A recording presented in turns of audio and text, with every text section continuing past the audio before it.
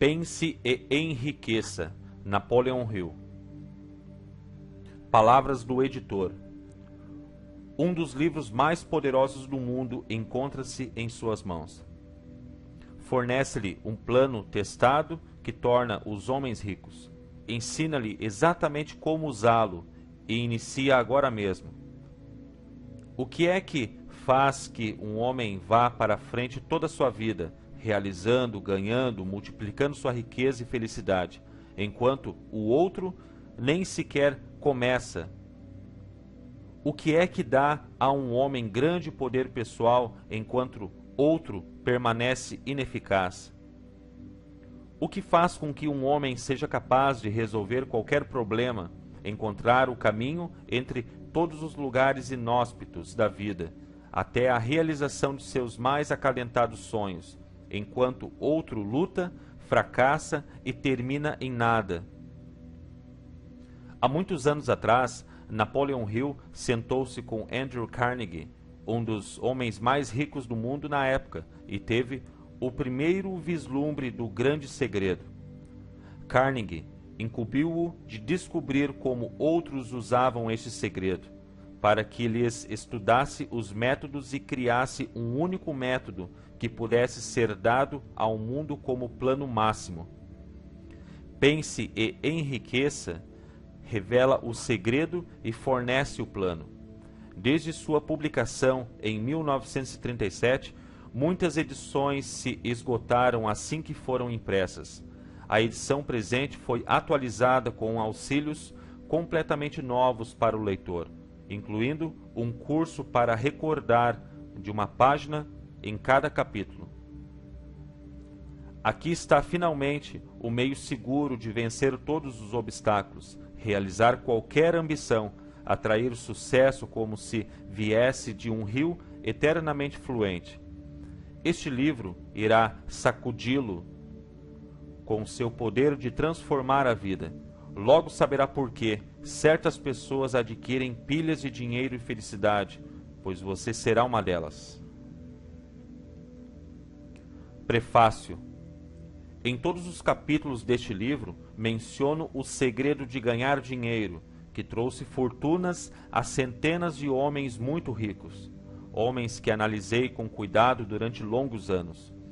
O segredo foi trazido à minha atenção por Andrew Carnegie, há mais de meio século. O sagaz e adorável velho escocês o jogou para mim descuidosamente, quando eu não passava de um garoto.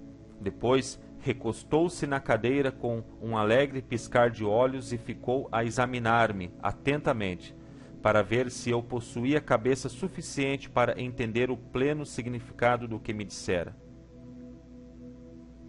Quando percebeu que eu captara a ideia, indagou se eu queria passar 20 anos ou mais preparando-me para apresentá-la ao mundo, aos homens e mulheres que, sem o segredo, passariam a vida inteira fracassados. Disse-lhe que o faria e, com a cooperação dele, mantive a promessa. Este livro contém o segredo testado na prática por milhares de pessoas, em quase todos os setores da vida. A ideia de Mr. Carnegie era de que a fórmula mágica que lhe dera estupenda fortuna deveria ser colocada ao alcance das pessoas que não dispõem de tempo necessário para averiguar como se ganha dinheiro. Esperava que eu pudesse testar e demonstrar a integridade da fórmula, através da experiência de homens e mulheres nas várias profissões. Acreditava que se deveria ensinar a fórmula nas escolas e faculdades públicas, expressando a opinião que, se fosse transmitida de maneira certa, revolucionaria a tal ponto todo o sistema educativo que o tempo despendido na escola poderia ser reduzido a menos da metade. Histórias verídicas provam o poder assombroso do segredo. No capítulo que trata da fé, você lerá a surpreendente história da organização da gigantesca United States Steel Corporation, Corporação Americana do Aço, como foi concebida e realizada por um dos jovens através dos quais o Sr. Carnegie provou que sua fórmula agiria para os que se acham prontos para ela. Uma única aplicação do segredo, feita por Charles M. Schwab, deu-lhe enorme fortuna, tanto em dinheiro como em oportunidades. Essa determinada aplicação da fórmula valia aproximadamente 600 milhões de dólares. Tais fatos, e são fatos conhecidos de quase todos que conheciam o Sr. Carnegie, fornecem-lhe uma ideia justa do que a leitura deste livro lhe poderá proporcionar, desde que você saiba o que quer. O segredo foi revelado a milhares de homens e mulheres que o aplicaram em seu próprio benefício. Como o planejara o Sr. Carnegie, alguns arranjaram fortunas com ele, outros o aplicaram com êxito para criar harmonia em seus lares. Um clérigo usou-o com tal eficácia que lhe rendeu mais de 75 mil dólares por ano. Arthur Nash, alfaiate de Cincinnati, usou seu negócio quase falido como cobaia para testar a fórmula. Conseguiu reanimá-lo, o que trouxe verdadeira fortuna aos donos. Ainda está florescente, embora o Sr. Nash já tenha falecido. A experiência foi de tal modo singular que jornais e revistas lhe dedicaram mais de $1 milhão de publicidade laudatória. O segredo foi transmitido a Stuart Austin Weir, de Dallas, Texas. Ele estava pronto para recebê-lo, tão pronto que abandonou a profissão e foi estudar direito. Teve êxito. Essa história também é contada. Enquanto trabalhava como gerente de propaganda da LaSalle Extension University, quando a universidade pouco mais era que um nome, tive o privilégio de ver J.G. Chaplin, seu presidente, empregar a fórmula com tal eficácia, que tornou LaSalle uma das maiores escolas populares do país. O segredo a que me refiro foi mencionado nada menos que uma centena de vezes no decorrer deste livro. Não foi diretamente apontado, pois parece agir com mais êxito quando apenas mencionado e deixado à vista, onde os que estão prontos para ele e os estão procurando possam dele se apossar. Por isso é que o Sr. Carnegie o jogou para mim tão tranquilamente, sem nomear-lhe especificamente. O segredo fala aos que ouvem. Se você estiver pronto para pô-lo em uso, reconhecerá o segredo pelo menos uma vez em cada capítulo. Gostaria de ter o privilégio de dizer-lhe como o saberá quando estiver pronto a recebê-lo, mas isso o privaria de muitos dos benefícios que receberá ao fazer a descoberta a seu modo. Enquanto esse livro estava sendo escrito, meu próprio filho, que então estava concluindo seu último ano da faculdade, pegou o manuscrito do segundo capítulo da obra, o leu e descobriu o segredo por si mesmo. Ele usou a informação tão efetivamente que galgou diretamente um posto de alta responsabilidade com um salário inicial maior do que aquele que um homem mediano jamais alcançará. Sua história foi brevemente contada no capítulo 2. Quando você ler o livro, talvez desfaça a impressão que possa ter tido, no início da leitura, de que a obra prometia demais, e também, se alguma vez já se sentiu deprimido, se já teve dificuldades a vencer que pareciam-lhe arrancar a própria alma, se já tentou e fracassou, se alguma vez já esteve incapacitado por causa de doenças ou aflições físicas, a história da descoberta do meu filho e do uso da fórmula de Carnegie pode vir a ser como o oásis no deserto da esperança perdida, aquele oásis que você estava procurando. O segredo foi muito empregado pelo presidente Woodrow Wilson durante a Primeira Guerra Mundial. foi transmitido a todos os soldados que lutaram na guerra, cuidadosamente dosado no treinamento que recebiam antes de ir para o front. Contou-me o presidente Wilson que ele foi um forte fator na tarefa de angariar os fundos necessários para a guerra. Uma das coisas interessantes a respeito do segredo é que os que uma vez o adquirem e o empregam se descobrem literalmente arrastados em direção ao sucesso. Se você duvida, estude o nome dos que o usaram. Sempre que forem mencionados, examine você mesmo o histórico dessas pessoas e convença-se. Não existe nada que não custe alguma coisa. O segredo a que me refiro não pode ser obtido sem um preço, embora este seja bem menos que seu valor. Não pode ser adquirido por preço algum por aqueles que não o procuram intencionalmente. Não pode ser revelado, não pode ser comprado por dinheiro, pela simples razão de que se compõe de duas partes, uma delas já pertence aos que estão prontos para ele. Serve igualmente bem a todos que estão prontos para ele. Educação nada tem a ver com ele. Muito antes de eu nascer, o segredo foi ter as mãos de Thomas Edison, e ele o aplicou com tanta inteligência que se tornou o maior inventor do mundo, embora só tivesse tido 3 meses de instrução. O segredo passou para Edwin C. Barnes, sócio comercial de Edison. Usou-o com tal eficácia que, embora na época só ganhasse $12.000 por ano, acumulou respeitável fortuna, aposentando-se enquanto ainda jovem. Você encontrará essa história no começo do primeiro capítulo. Irá convencê-lo de que a riqueza não está além do seu alcance, que você poderá ser ainda o que deseja ser, que dinheiro, fama, reconhecimento, felicidade podem ser de todos aqueles que estão preparados e decididos a receber tais bênçãos. Como é que sei dessas coisas? Você terá a resposta antes de terminar o livro.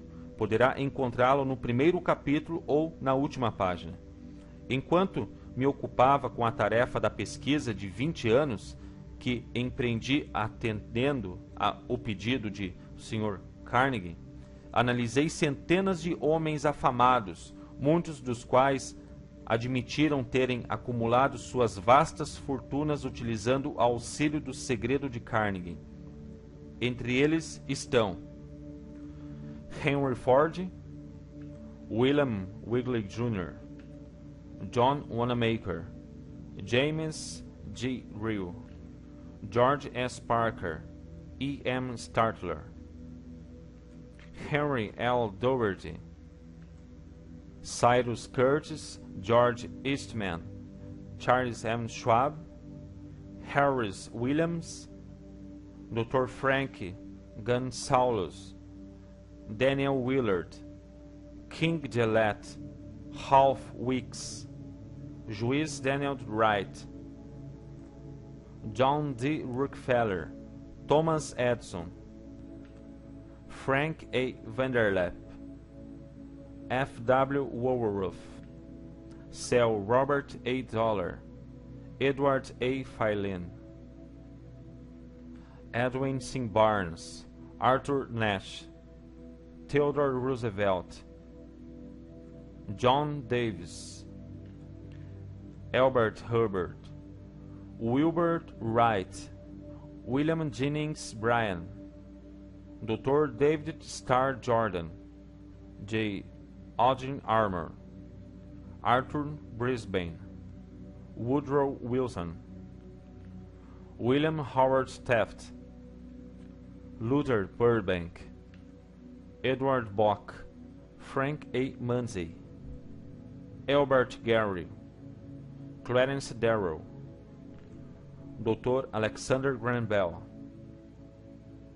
John Patterson, Julius Rosenwald, Stuart Austin Weir, Dr. Frank Crane, John M. Alexander, J. G. Chaplin, Sam Jennings Randolph. Estes nomes representam apenas pequena fração das centenas de americanos famosos, cujas realizações financeiras e outras provam que os que entendem e aplicam o segredo Carnegie alcançam elevados postos na vida. Nunca conheci ninguém que, inspirado a usar o segredo, não atingisse sucesso notável na carreira escolhida. Jamais conheci alguém que se distinguisse ou que acumulasse riquezas de monta, sem estar de posse do segredo. Desses dois fatos, tiro a conclusão de que o segredo é mais importante como parte do conhecimento essencial para a autodeterminação que qualquer outro que se receba através do que é popularmente chamado de educação. O que é educação, afinal? Isso foi respondido pormenorizadamente. Um momento decisivo em sua vida. Em algum momento, à medida que você lê, o segredo a que me refiro saltará da página e se colocará ousadamente diante de você, se você estiver pronto para recebê-lo. Assim que aparecer, você o reconhecerá. Quer capte o sinal no primeiro, quer no último capítulo.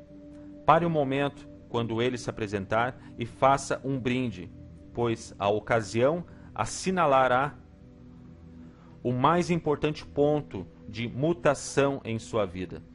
Além disso, lembre-se, no decorrer do livro, que ele trata de fatos e não de ficção, sendo seu propósito transmitir a grande verdade universal pela qual todos os que estiverem preparados possam aprender não apenas o que fazer, mas como fazê-lo. Receberão também o estímulo necessário para começar.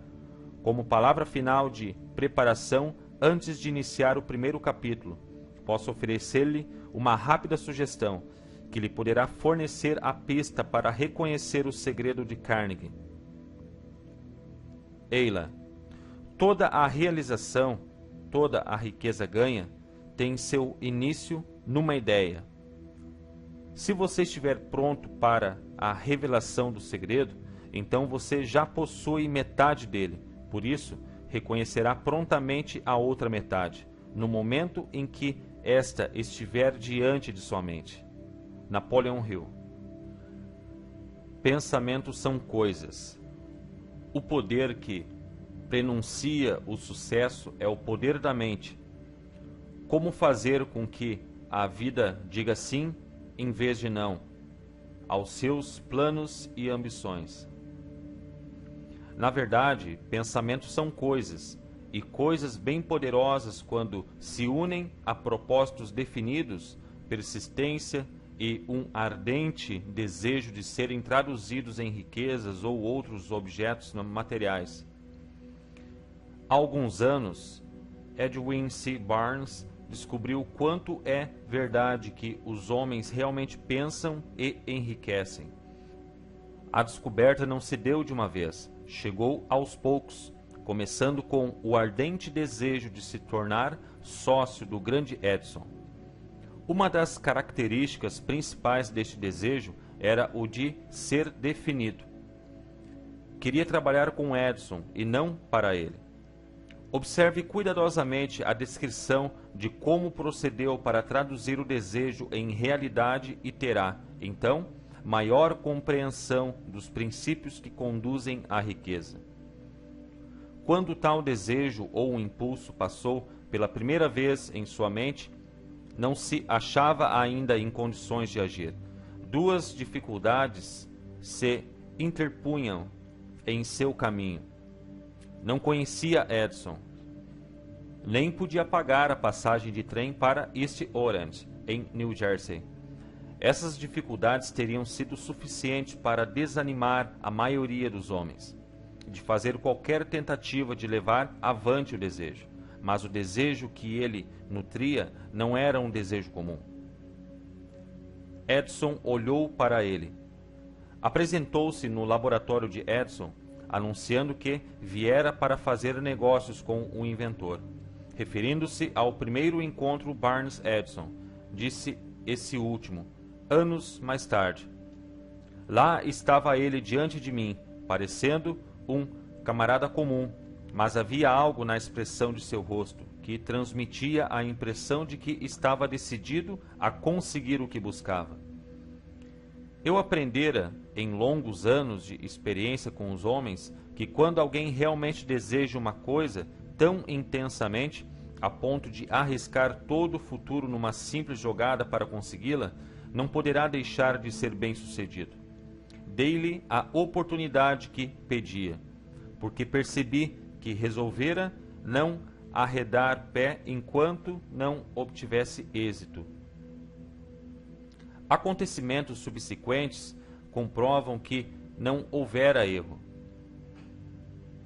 Não podia ter sido a aparência do jovem que lhe garantira a oportunidade no escritório de Edison, pois essa era contra ele. O que contou foi o que ele pensava. Barnes não conseguiu ser sócio de Edison na primeira entrevista. O que conseguiu foi a oportunidade de trabalhar nos estabelecimentos de Edison por um salário bastante insignificante. Passaram-se meses. Aparentemente, nada acontecia que aproximasse o ambicioso objetivo de Barnes se impusera como seu principal propósito absoluto. Mas algo de importante acontecia na mente de Barnes. Intensificava constantemente seu desejo de tornar-se sócio de Edison. Psicólogos acertaram ao dizer que, quando alguém está realmente pronto para alguma coisa, essa coisa não deixa de aparecer. Barnes estava pronto para uma sociedade comercial com Edison. Além disso, estava decidido a perseverar nisso até obter o que procurava. Não dizia a si mesmo: bem, o que adianta? Acho que vou mudar de ideia e tentar um emprego de vendedor. O que dizia era: vim aqui para fazer negócios com Edison e atingirei a meta, mesmo que leve o resto da minha vida. E estava mesmo decidido. Que história diferente teriam os homens para contar se adotassem um propósito definido e permanecessem firmes nele até vê-lo transformado em ardente obsessão? Talvez o jovem Barnes não o soubesse na época, mas sua determinação férrea, a persistência em apoiar-se num simples desejo, estavam destinados a vencer qualquer oposição e trazer-lhe a oportunidade que procurava. A oportunidade veio pela porta dos fundos. Quando chegou a oportunidade, apareceu de forma diferente e de uma direção diferente da que Barnes esperava. Este é um dos truques da oportunidade. Tem o hábito astuto de penetrar pela porta dos fundos, disfarçada, por vezes, de desgraça ou de derrota temporária. Por isso, talvez, é que tantos deixam de reconhecê-la. Edison acabara de aperfeiçoar um novo invento para escritório, chamado, na época, de máquina de ditar Edison. Os vendedores não estavam entusiasmados com a máquina. Não acreditavam poder vendê-la sem grande esforço. Barnes sabia que poderia vender a máquina, sugerindo a ele que imediatamente lhe deu a chance. Conseguiu vendê-la, e tão satisfatoriamente que Edison lhe deu um contrato de distribuição e vendas de âmbito nacional. Dessa sociedade comercial nasceu a riqueza, em dinheiro, de Barnes, mas ele fez algo infinitamente maior. Provou que se pode realmente pensar e enriquecer. Quanto de dinheiro lhe valeu o seu desejo original? Não posso saber.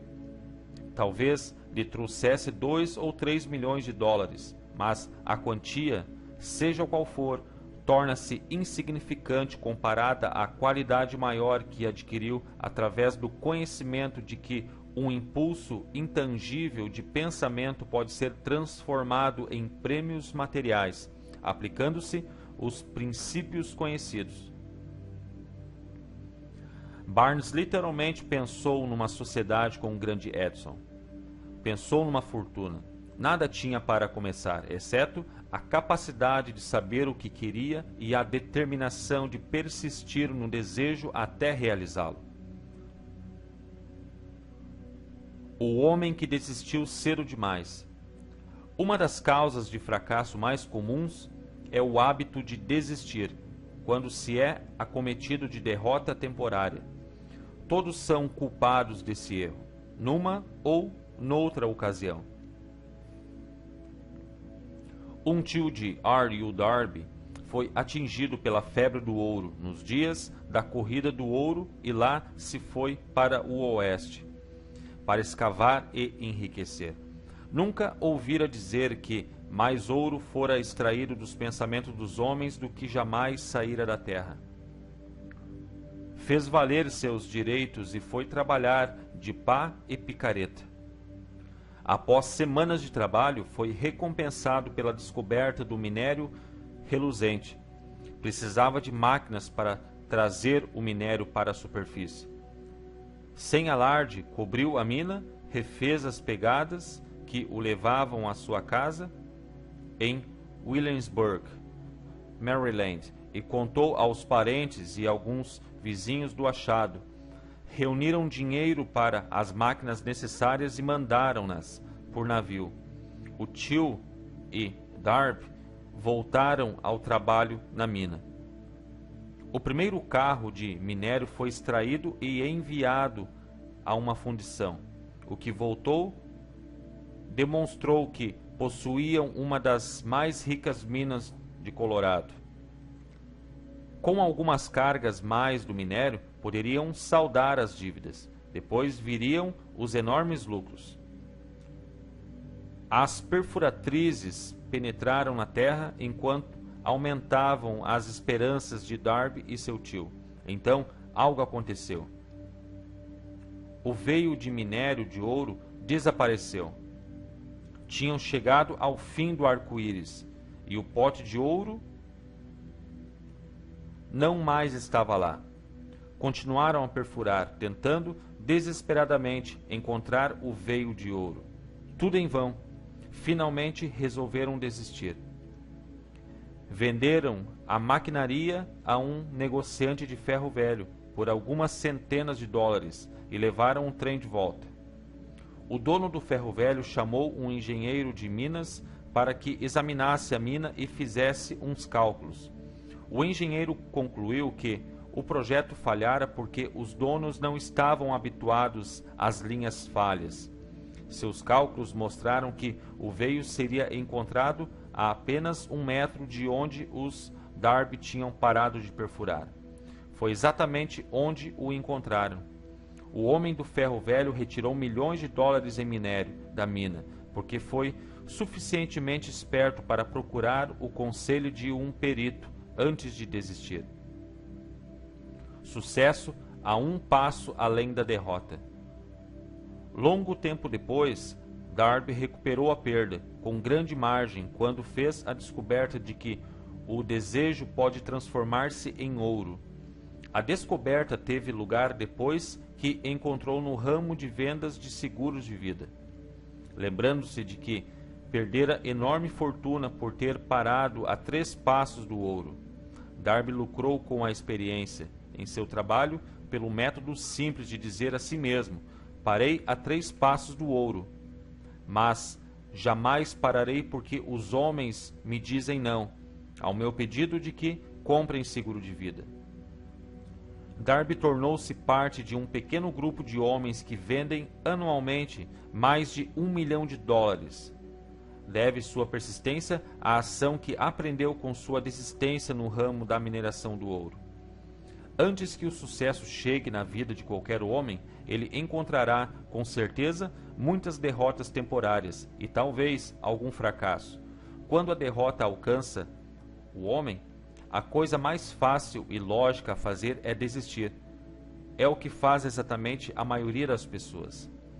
Mais de 5.000 dos homens de maior sucesso que este país jamais teve contaram ao autor que seu maior êxito chegou justamente a um passo além do ponto em que a derrota o alcançara. O fracasso É um malandro com aguçado senso de ironia e astúcia. Sente grande prazer em derrotar a pessoa, quando o êxito está quase ao seu alcance. A criança que dominou o homem.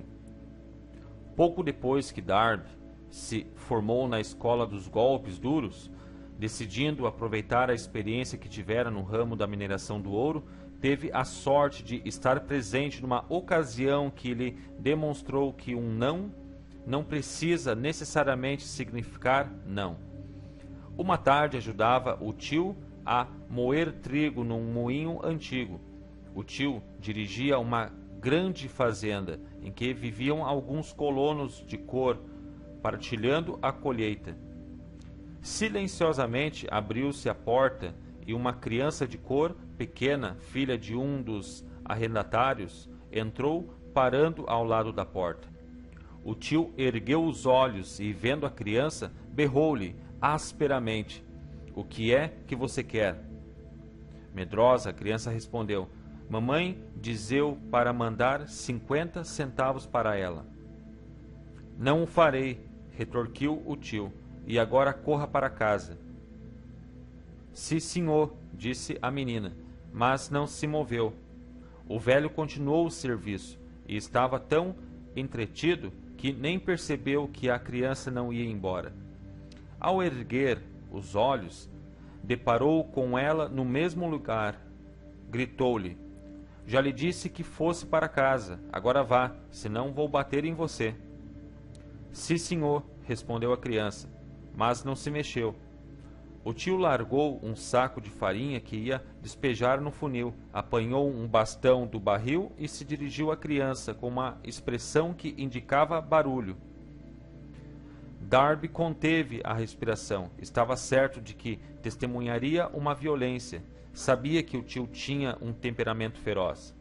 Quando este jogou ao lugar em que estava a menina, ela deu um passo à frente. Rapidamente olhou-o nos olhos e gritou no tom mais alto de sua voz aguda: "Minha mãe tem de ter os 50 centavos." O tio parou, olhou-a por um momento, depois colocou o pau no chão e, tirando do bolso $0,5, deu-o à criança. Esta pegou o dinheiro e se afastou devagar em direção à porta, sem tirar os olhos, por um minuto sequer, do homem que acabara de dominar. Depois que ela se foi, o tio se sentou numa caixa e ficou a olhar pela janela para o espaço por mais de 10 minutos. Refletia, horrorizada, sobre a surra que levara. Darby também raciocinava. Fora a primeira vez em toda a sua experiência que vira uma criança de cor dominar uma pessoa adulta branca. Como o fizera? O que sucedera ao tio que o fizera perder a ferocidade e se tornar dócil como um cordeiro? Que estranho poder usar a criança que a tornara dona da situação? Estas e outras perguntas semelhantes passavam pela mente de Darby, mas ele só encontraria a resposta anos mais tarde, quando me contou a história. E, coisa estranha, esta experiência incomum foi contada ao autor no velho moinho, no próprio local em que o tio sofrera a derrota. O sim por trás do não. Enquanto estávamos naquele velho moinho poeirento, Darby repetiu a história da estranha conquista e terminou indagando: qual a conclusão que tira disso? Que estranho poder usou a criança a ponto de conseguir vencer tão completamente meu tio? A resposta será encontrada nos princípios descritos neste livro. É uma resposta total e completa. Contém pormenores e instruções suficientes para permitir a qualquer um entender e aplicar a mesma força na qual a criança tropeçou acidentalmente. Conserve a mente alerta e observará exatamente o estranho poder que veio salvar a menina. Terá um vislumbre deste poder no capítulo seguinte. Algures, neste livro, encontrará a ideia que aguçará seus poderes receptivos, colocando sob suas ordens, em seu próprio benefício, o mesmo poder irresistível. A percepção de tal poder pode chegar-lhe no primeiro capítulo, ou perpassar-lhe a mente em algum dos subsequentes. Pode chegar na forma de uma única ideia, ou como um plano ou propósitos, ou ainda pode fazer com que volte às experiências anteriores de derrota, trazendo à superfície alguma lição pela qual poderá recuperar tudo o que perdeu através da derrota.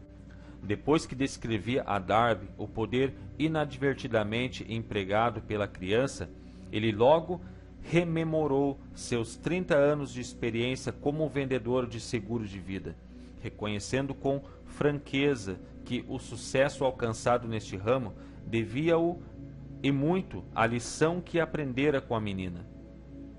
Darby salientou: todas as vezes que um cliente em potencial tentava levar-me na conversa, sem comprar, eu via aquela criança, parada no velho moinho, os grandes olhos fulgurantes de desafio, e dizia a mim mesmo: tenho de conseguir esta venda.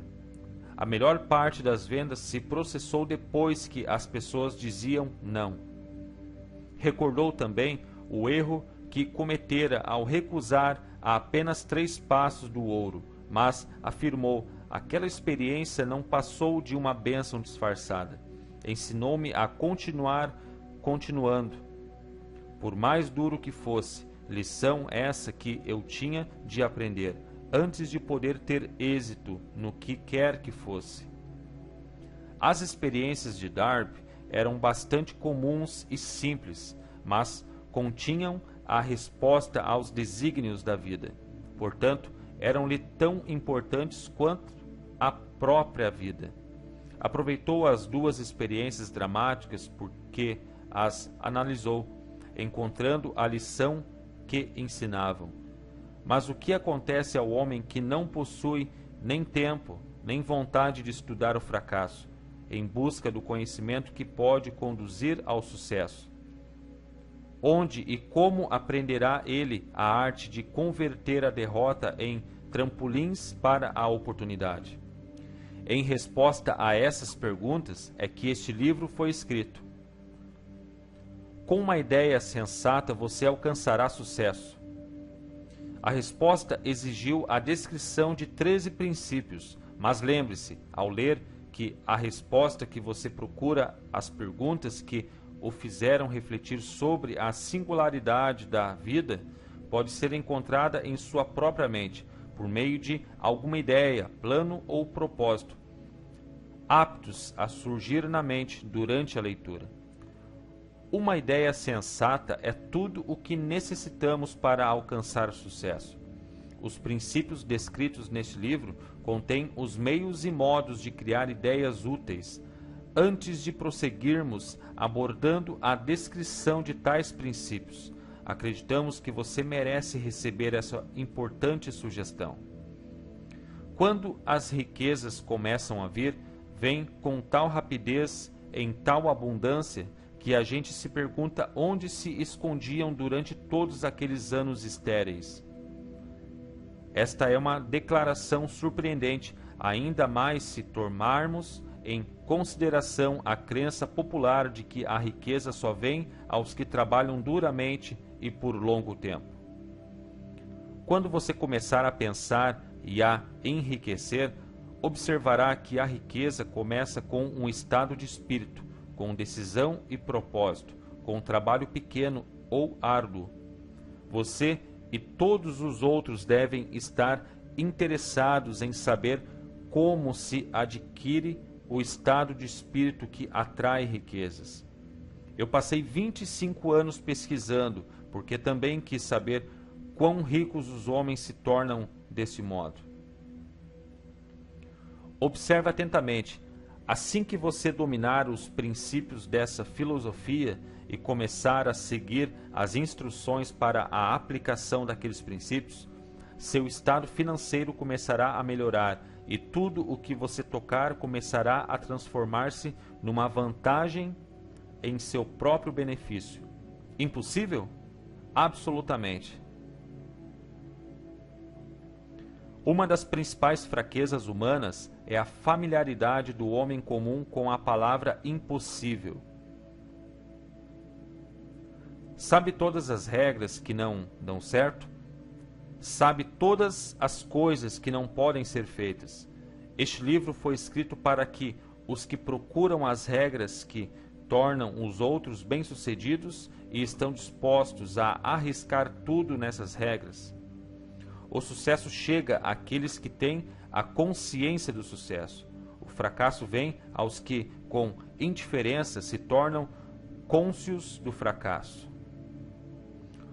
O objetivo deste livro é ajudar aos que procuram aprender a arte de mudar suas atitudes de fracasso consciente a sucesso consciente. Outra fraqueza encontrada em gente demais é o hábito de medir tudo e a todos por suas próprias impressões e crenças. Algumas pessoas que lerem isto acreditam que não poderão pensar em enriquecer, porque seus hábitos de raciocínio foram calcados na pobreza, necessidade, miséria, fracasso e derrota.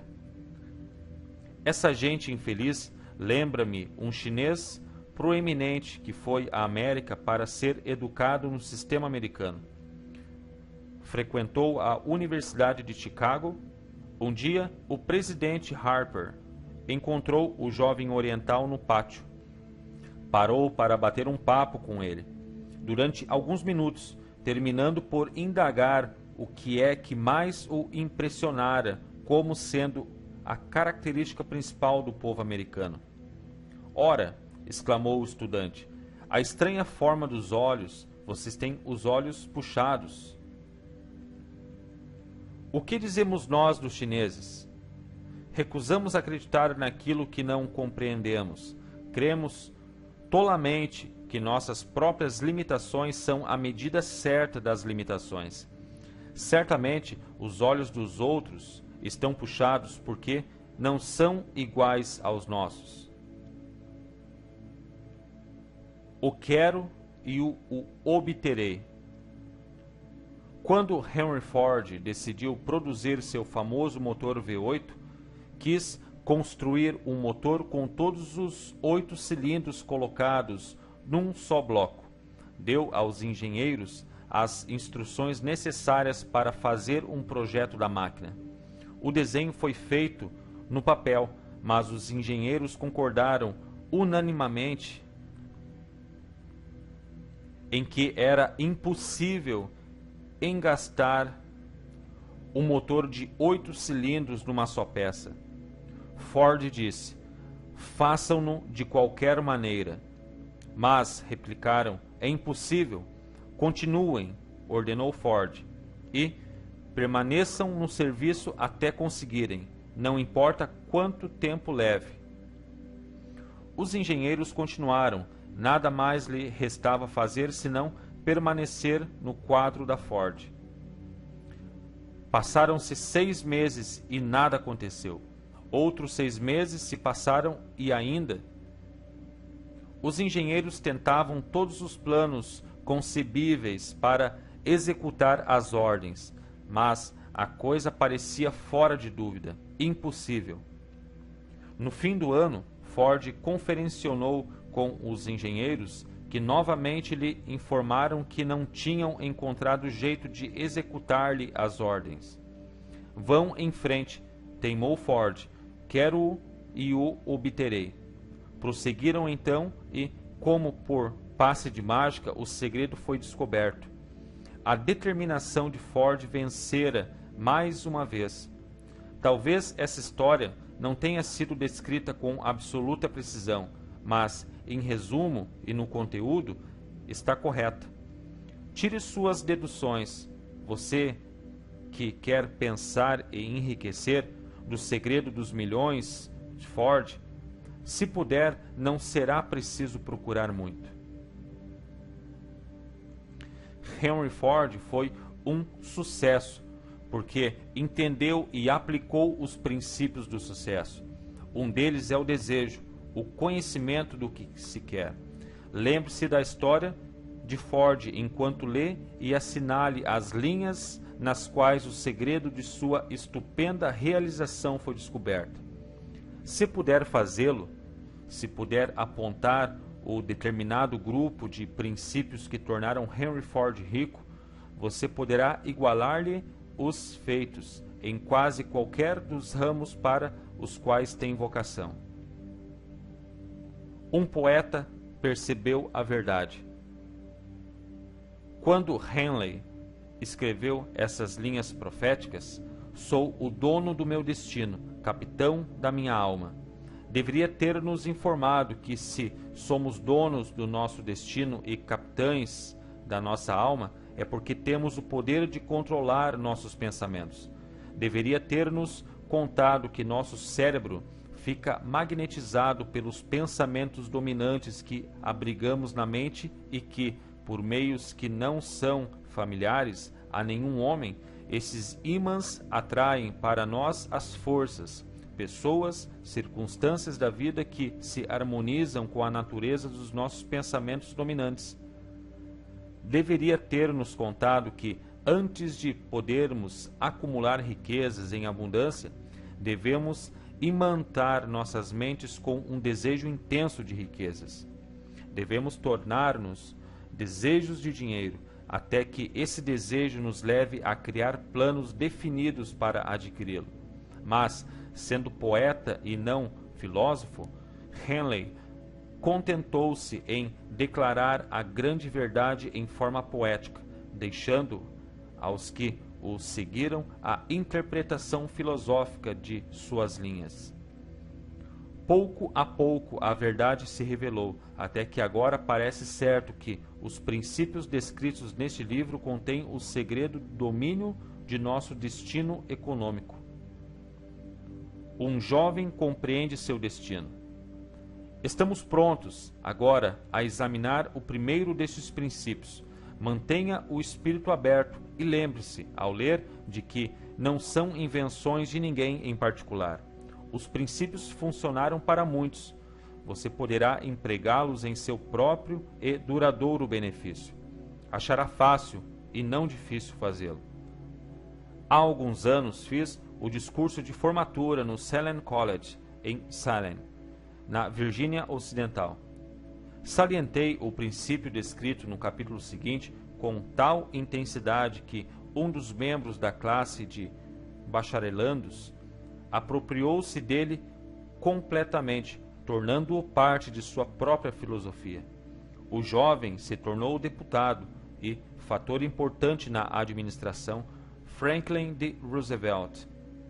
Escreveu-me uma carta que tão claramente refletia sua opinião sobre o princípio esboçado no capítulo seguinte, que resolvi publicá-la como introdução ao referido capítulo. Fornece uma ideia das compensações futuras. Meu caro Napoleon, minha tarefa como membro do Congresso, tendo-me dado compreensão dos problemas de homens e mulheres, faz com que lhe escreva para oferecer-lhe uma sugestão que poderá ser útil a milhares de pessoas dignas. Em 1922, quando fez o discurso de formatura no Salem College, era eu um dos bacharelandos. Naquele discurso, o senhor implantou-me na mente a ideia que foi responsável pela oportunidade que tenho agora de servir ao povo de meu estado, e será responsável em grande escala por qualquer futuro sucesso que possa ter. Lembro-me, como se fosse ontem, da maravilhosa descrição do método pelo qual Henry Ford, com muito pouca instrução, sem um centavo, sem amigos influentes, se elevou a grandes alturas. Resolvi então, antes mesmo de terminado seu discurso, que lutaria por um lugar para mim, não importando as dificuldades que tivesse de vencer. Milhares de jovens terminarão os estudos este ano e dentro dos próximos anos. Cada um deles procurará exatamente tal mensagem de estímulo prático como a que recebi do Senhor. Quererão saber para onde se dirigir, o que fazer para começar a vida. O Senhor poderá contar-lhes, porque já ajudou a resolver os problemas de tanta gente. Há milhares de pessoas na América, hoje em dia, que gostariam de saber como converter ideias em dinheiro. Pessoas que têm de começar do nada, sem dinheiro, e indenizar-se das perdas. Se alguém pode ajudá-los, este alguém é o Senhor. Se publicar o livro, gostaria de possuir o primeiro exemplar que sair da máquina, pessoalmente autografado pelo Senhor. Com os melhores votos, creia-me. Cordialmente, seu Jennings Randolph. 35 anos depois de ter feito o discurso, tive o prazer de voltar ao Selwyn College em 1957 e fazer o discurso especial de despedida, por ocasião da formatura da turma. Foi-me então concedido o título de doutor honoris causa de literatura. Desde 1922, venho observando Jennings Randolph, que se elevou a diretor de uma das linhas aéreas mais importantes na nação. Grande e inspirado orador e senador dos Estados Unidos, pela Virgínia Ocidental. Pontos a fixar. Tal qual Edwin Barnes, um homem pode estar mal vestido e sem dinheiro, mas seu desejo ardente poderá trazer-lhe a oportunidade de sua vida. Quanto mais você trabalhar na direção certa, mais próximo estará do sucesso. Muita gente desiste quando o sucesso está a seu alcance. Deixam-no para que outros o arrebatem. Propósito é a pedra angular de qualquer realização, grande ou pequena. Um homem forte poderá ser derrotado por uma criança que tenha o propósito. Mude seus hábitos de pensar sobre o significado de sua tarefa e conseguirá, muitas vezes, alcançar o aparentemente impossível. Como Henry Ford, você poderá transmitir aos outros sua fé e persistência e conseguir fazer bem o impossível. Tudo o que a mente humana pode conceber e acreditar, poderá alcançar.